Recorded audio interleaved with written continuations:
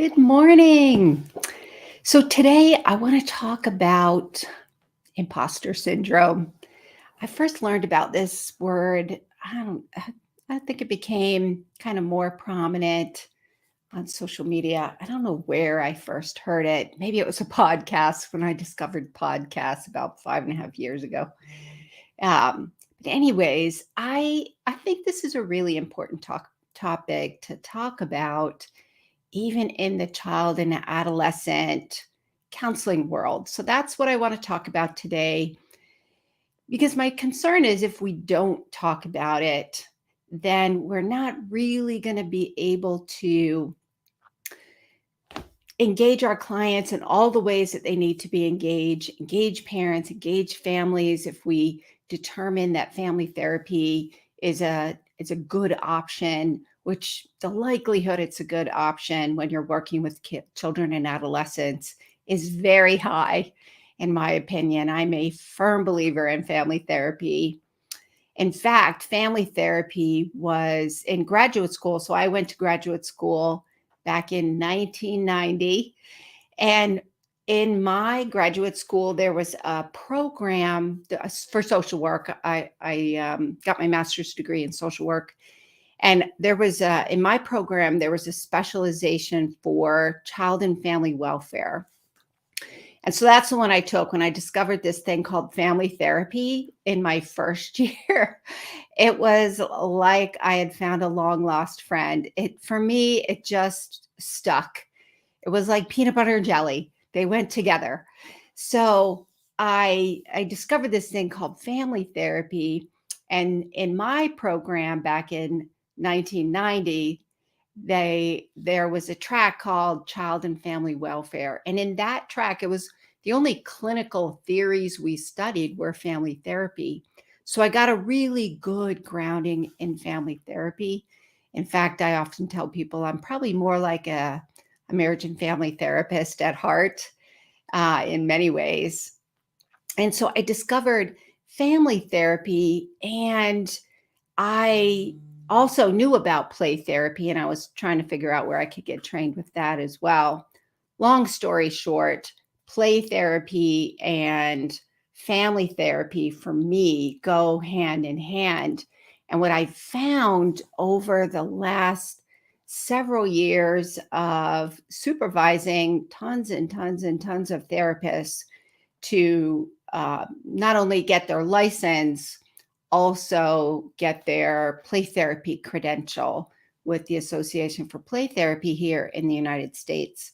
So what I want to talk about are some of the things that I've noticed that become barriers to really helping your clients fully engage in the change process that facilitates change.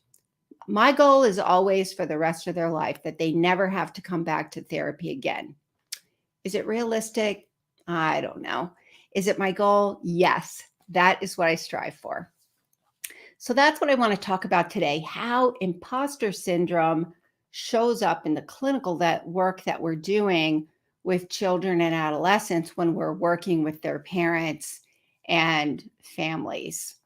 So if you're joining me live today, go ahead and post your name in the comments. I'd love to see who's here today. Post your name, where you're from, what population you work with. And if you're watching on the replay, go ahead and post your name in the comments. I'd love to hear your comments about this discussion, your experiences with this discussion. Go ahead and post those in the comments. So I'm Kathy Spooner. I'm a licensed clinical social worker and a registered play therapist supervisor here in the United States with almost 30 years experience working with children, adolescents, and families in the mental health field. And I was first introduced to play therapy back in the mid-1980s when I was a special education teacher in working with children in an elementary school setting who struggled with emotion regulation problems. So they were classified with a special education classification of emotionally disturbed. So we had a social worker and a school psychologist, and they were doing this thing called play therapy. And that's where I was first introduced to it and really came to see how powerful it can be. So when I got my master's degree, then so mind you, this was before there was an internet.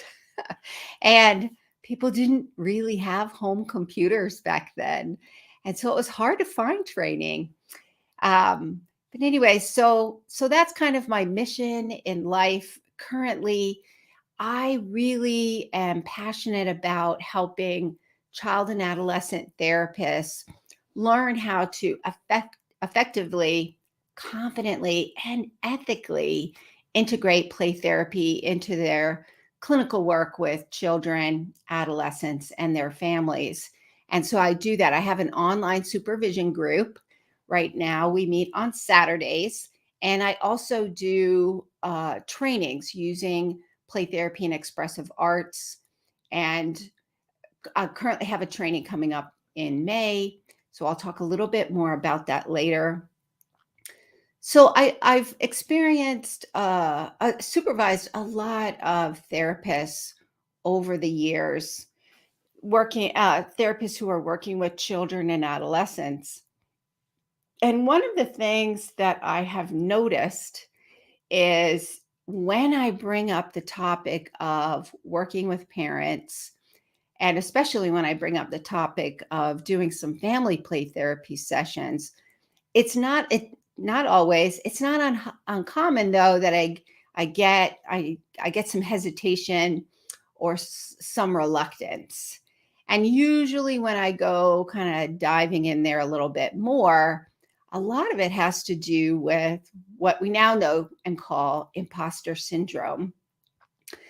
So the way that looks in the child and adolescent therapy world is, have you ever been, if you're a parent, right? So if you're a parent and let's say you're at home with your kids and your kids are being kids and they're misbehaving, and let's say you're a little stressed at work and you have tons of things to get done and you're feeling overwhelmed and you're feeling stressed out, and your kids are having a kid moment when they're displaying their less than fabulous behaviors, and it is just getting on your last nerve. And so you snap and maybe you don't regulate your emotions as well, and you don't handle it the way you would have liked to have handled it. And so you're mad, your kids are mad, they might even be crying. You send them off to their room to go to timeout or something. And then you feel like you've blown it. And I don't know how many times you've had that. I have had that happen so many times when my kids were growing up. So our kids are young adults now, and they're kind of in the launching process. And I just remember sometimes, and I did not get the neurotypical kids. No, my husband and I did not get the compliant, the easygoing, sure, mom, whatever you say. We did not get those kids. There we have awesome kids, so I want to be clear about that. Our kids are amazing, and my husband and I will sometimes look at each other, and I'll think to myself, "Oh my goodness, how did these amazing human beings?" I always get tearful when I say this. My kids are awesome. How did these amazing human beings come from us? Because my husband and I, like many people in the mental health field, my husband and I did not come from families who had it all figured out and used the ideal parenting skills. First and foremost, we grew up in the 60s and 70s, and that is a much different parenting experience. And we come from generations of trauma. I come from generations of addiction with trauma and attachment. So we had to figure it out. And then we had kids, and we were committed to figuring it out. Like we wanted to do better. And that's not to say, I want to be really clear. My parents did the best they could. I have a good relationship with my mom. We worked through tons of stuff. My dad died a few years ago. He did the best that he could. So they are good people who really grew up with some really hard family situations. So that's, we pass along those good things and we want to make sure that we honor those good things. That doesn't mean the other things didn't create some challenges, and they did. So getting into the mental health field and then having kids and having to figure it out while I also go to work and have conversations with parents about how they should be parenting and the best parenting practices. So, how many of you have ever had an experience where you have had that challenging experience with your own kid, less than ideal parenting moment where you kind of blew it, lost your temper? And just to be clear, I'm not talking about abuse here. I'm not talking about corporal punishment. I'm talking about those times when we are human beings and we don't get it right and our imperfections show up because we get emotionally triggered and maybe we get really mad. And we haven't regulated our emotions in our ideal hallmark way. So that's what I'm talking about. I'm not talking about abuse. I'm not talking about corporal punishment. I'm talking about being imperfect and being a human being, while at the same time, we are meeting with parents and who are struggling. They're struggling to know how to help their child.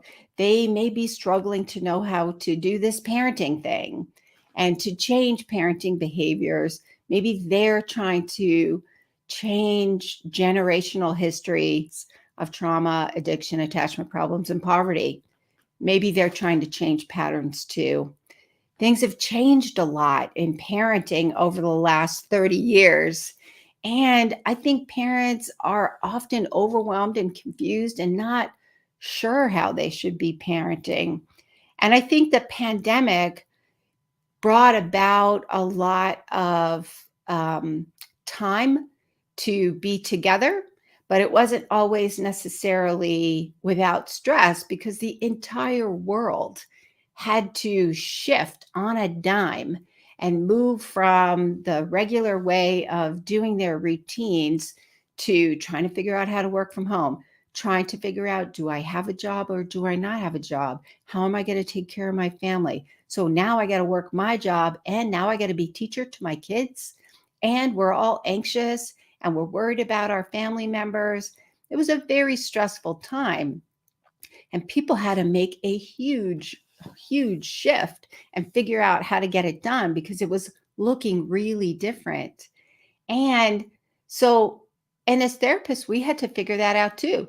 You had to probably do telehealth and have your kids home at the same time. So you had to be teacher, you had to be therapist, and figure out how you were getting paid if you were in private practice and you're doing a whole new way of doing therapy.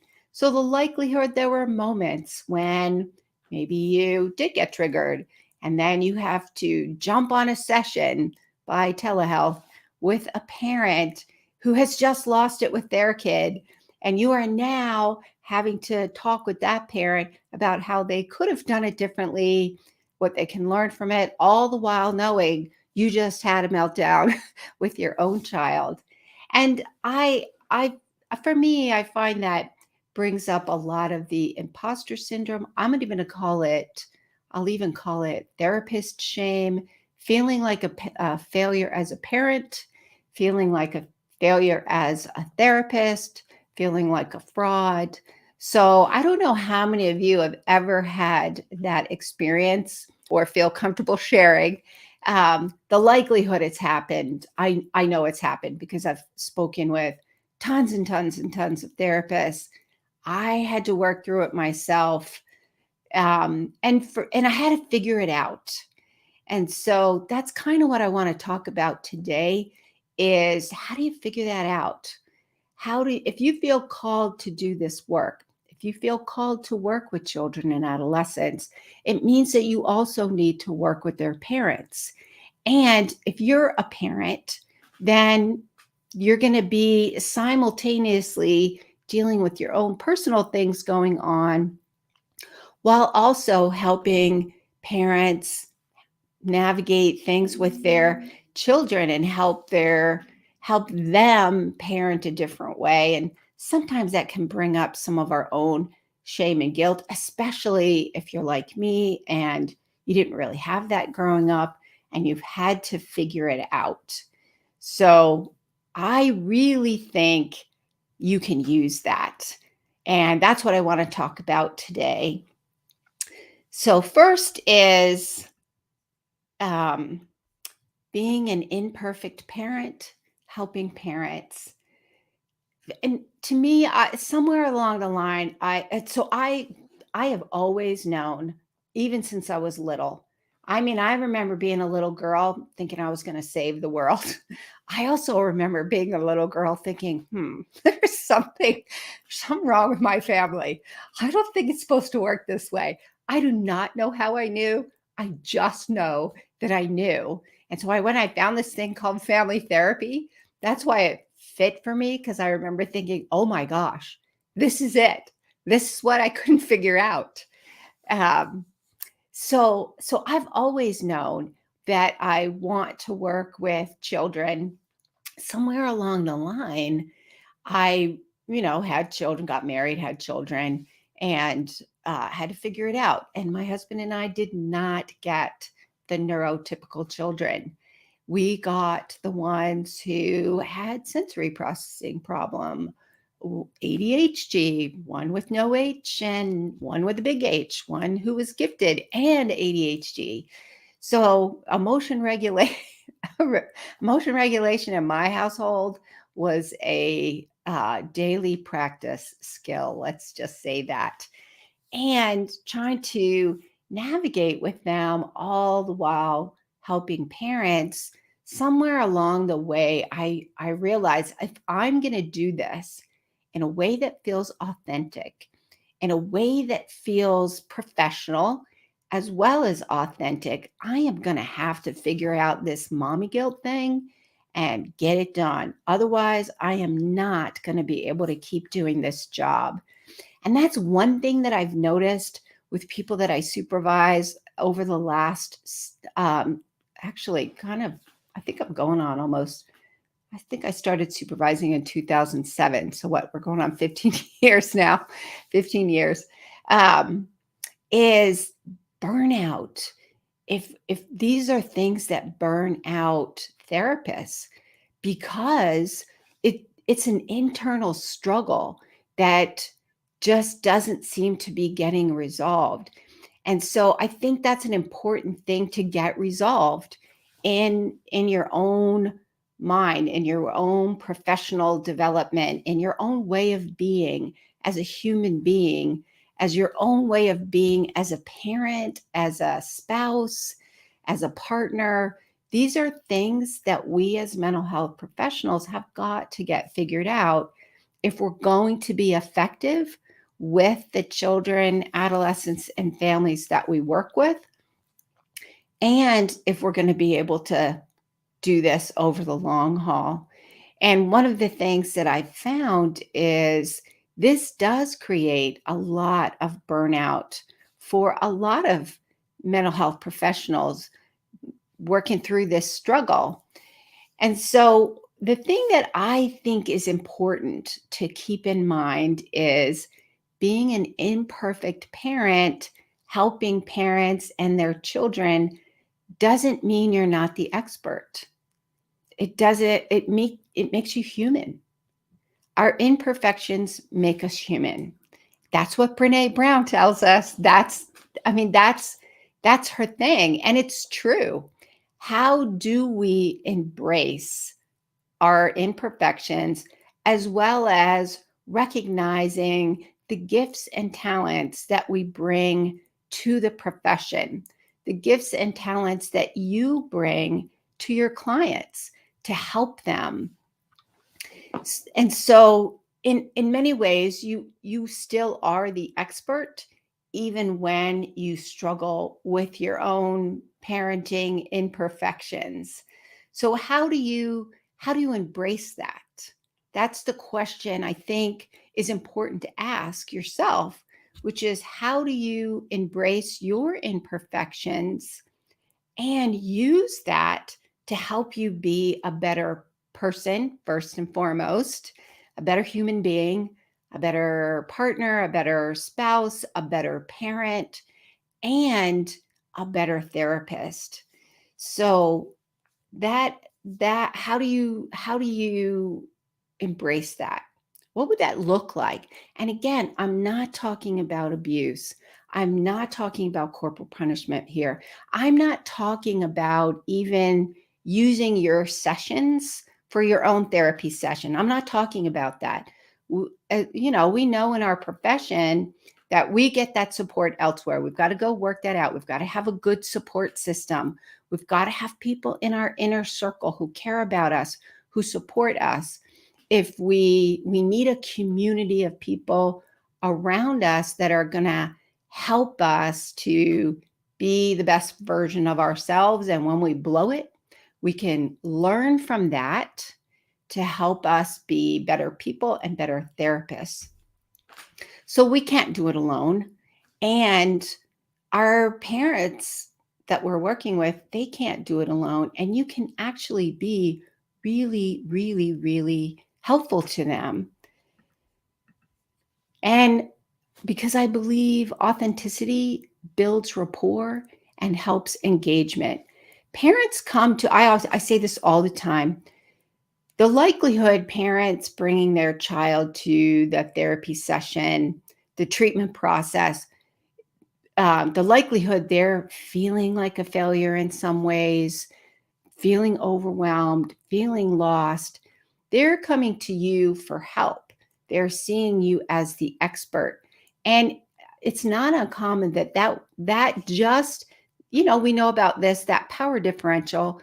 We know just by the very nature of that power differential that can contribute to a difficulty for parents engaging in the therapy process because they've got all this shame going on, all this guilt, and feeling judged.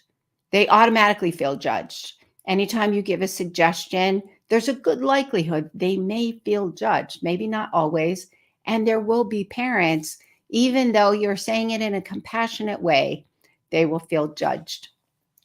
So that we know that is a reality of the treatment process when we're working with children and adolescents and trying to figure out ways to engage their parents in the process.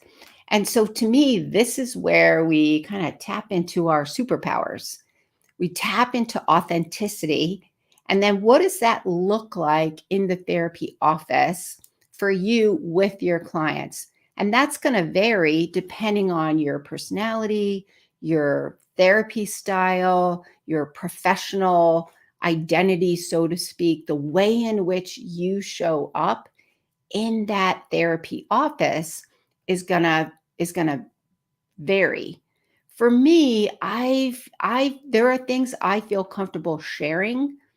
So anytime we do any of that self-disclosure, we know that it's for the purpose of helping the client, not us doing our own therapy. So there are things I'm comfortable sharing. I am comfortable sharing that I mess up as a parent. I learned a long time ago, if I can own that, then I can use it. And it's been my experience when I use that, my own imperfections, as a way to help parents see me as a partner and not a judge, then it helps to build that repair process with them. And so I share some of there have been times I would have had a meltdown with my child, screaming and yelling about something because they wouldn't eat anything. Say one of my, like, they had these super sensitive taste buds, and or they got dysregulated, or because one of them, part of ADHD, just for the record here, if any of you, this is a short aside, if any of you are familiar with Russell Barkley, one of the things he talks about for ADHD that I love, love, love, love, love, love, love is emotion dysregulation. Emotion regulation is part of the executive functioning process. So it's not uncommon for kids who struggle with ADHD to have emotion regulation problems. If you're working with children and you have children who have on your caseload with ADHD, then you need to be thinking about sensory processing. You need to be thinking about emotion regulation. I'm going to tell you my pet peeve, and this is not true across the board, but I will tell you my pet peeve. I cannot tell you how many times I've heard professionals talk about ADHD and they're diagnosing. I had a 5-year-old diagnosed with bipolar disorder because she dysregulated. And this was by a professional a clinical psychologist. Parents brought her to me. There was no history of bipolar in the family anywhere. Mom had ADHD, dad had ADHD, stepsister had ADHD, a cousin had ADHD, and this little girl was 5 and she had big emotions and she was highly anxious and she had some serious ADHD. So that's a short aside.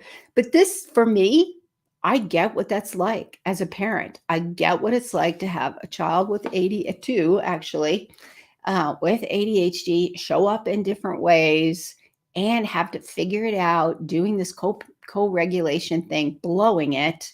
I get what that's like. So I can actually use that compassion and that understanding to help parents know that I get it. Like, I get it. And then I'll share what I've learned. I've shared how, for me, that makes me want to figure out how to, what got me triggered. And then I'll figure out what got me triggered. And then I talk about how I go through that repair process with my child and how we work through that. I'm comfortable sharing that. What I found is it does actually help parents that I've worked with. It's helped them to engage in the change process with me. It's helped them not to feel judged. We can get to a deeper level of change in the treatment process. And for me, that became my superpower. Like, I get it. I get it, what it's like to be a parent who comes from generations of trauma, addiction, and poverty and attachment problems. I get what that's like. And I get what it's like to have the non-typically developing children who don't look like the Hallmark commercials. That's not our household. We're not a Hallmark family. That's just not how it works.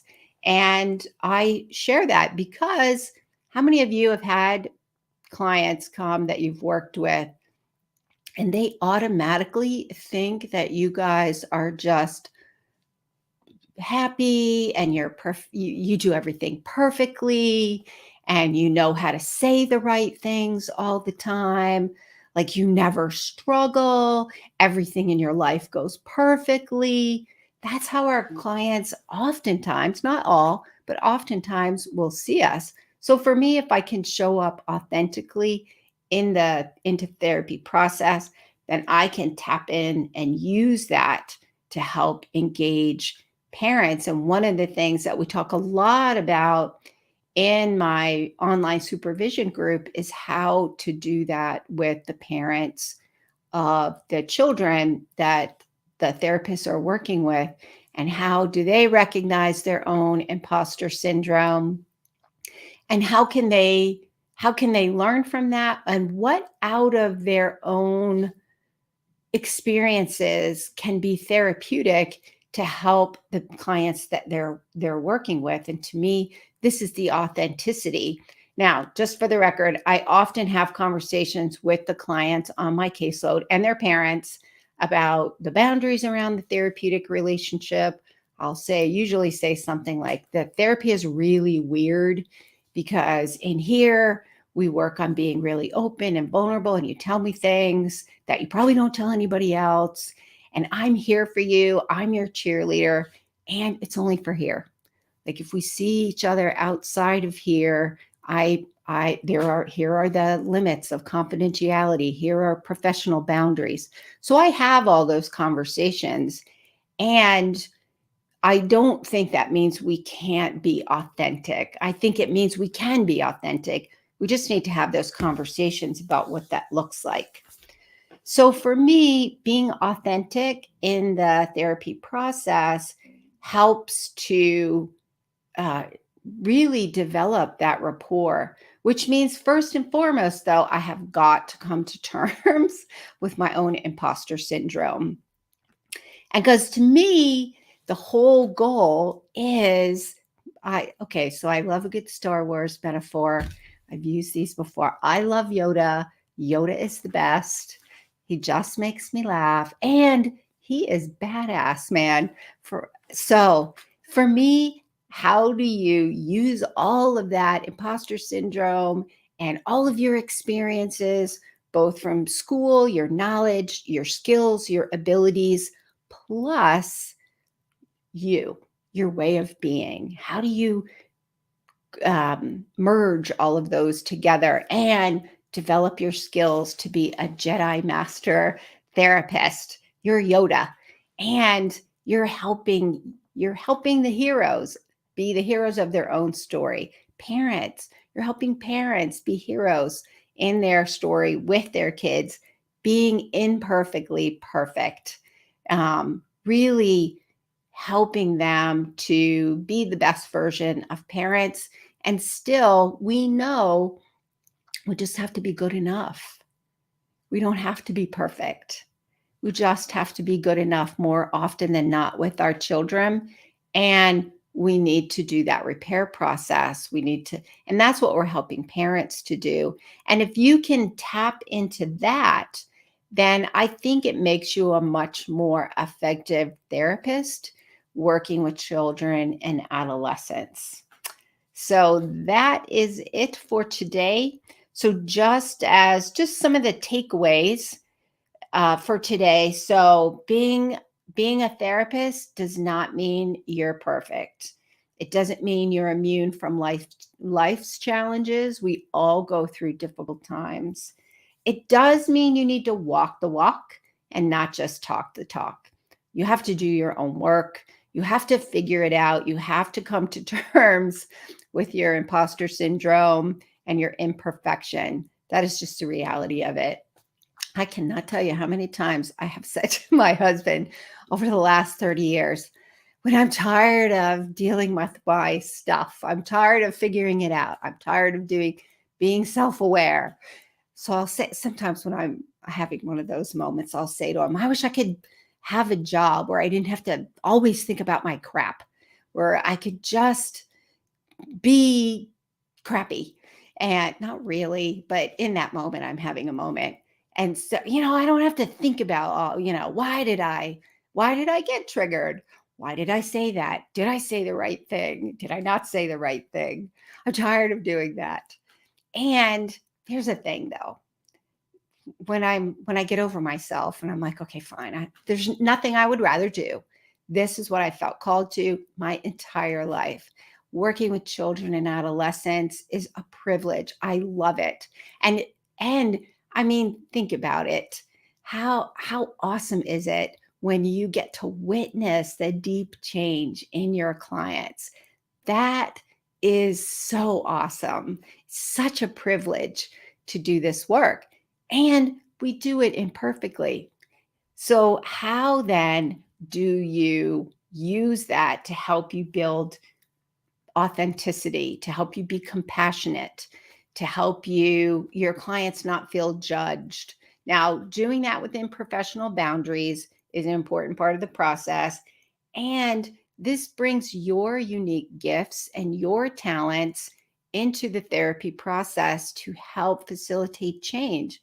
And when you work with the family, I say this all the time. When you work with the family, when you work with children, and you get in there early in their lives to help facilitate that change, you have an impact for generations to come. That's how I look at it.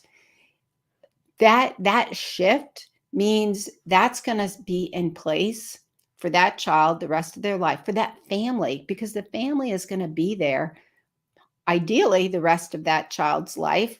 And so they have they have their people, they have their inner circle whenever that is possible. It's not always possible. And when it is, it's an amazing thing to be part of, to help your clients do that. And engaging parents in the treatment process is critical, which means if you have any imposter syndrome going on, you really need to deal with it, because if you don't, it's going to hinder your ability to be effective with your clients and their parents and even their families. So that is it for I forgot my last one. That helps you to become a Jedi Master Therapist. So that's it for today. So if you found this information helpful, please like it and share it across your social medias. I go live every Wednesday at 7 a.m. Pacific time, and I go live on LinkedIn in my private Facebook group for mental health professionals working with children, adolescents, and families using play therapy and expressive arts. That Facebook group, if you're interested, the Facebook group is called Play and Expressive Arts Therapy Playground. And I also go live on YouTube. So if you're interested and you found this one helpful, on my YouTube channel, I only have my live episodes, so they're all just replays. I haven't been able. One day I'm going to have like a real YouTube video. It's pre-recorded and nicely coiffed. But for now, I just have my live replays on there. If you want to see any of those, you can go on my YouTube channel. Remember to subscribe, like, and subscribe to my YouTube channel. I live stream, talk about all things play therapy and expressive arts.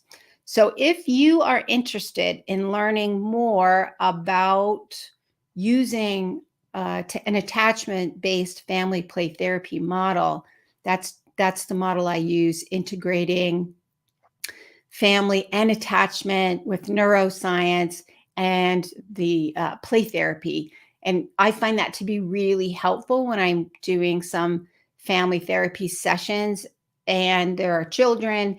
I can engage the adolescents if they have siblings who are in middle school and maybe elementary school. You know, many families that you work with have children from different ages and developmental stages. And using play therapy, to me, is the way to be able to get them all to participate in a meaningful way that meets the developmental needs of everybody in the family therapy session much more effectively than a traditional talk therapy model. So I have an attachment-focused family play therapy model that I've developed over the last couple of decades. And I'm going to do a training. I have a training coming up called Attachment Focused Family Play Therapy, where I teach you this model to use with your clients, engaging parents, engaging the children. I teach you the framework and how that framework looks at different stages through the different change stages. And also how to choose play therapy interventions. We'll practice a lot of play therapy interventions that you can use with your clients right away. So if you're interested in that training, that is coming up on May 21st. It's an online training. So lots of experiential activities, teaching you the framework. If you're interested, you can go to my website to find out more information and to register. What my website is rrhcounseling.com/courses.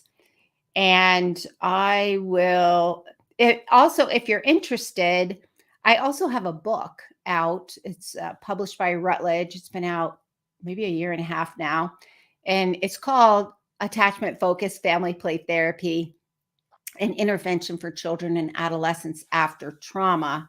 So if you are interested in a copy of my book, you can also go on my website. There's a link on there that'll take you over to the publisher's page, and you can look at it and purchase it from there. So that is on my website as well. And I will see you next time. Bye.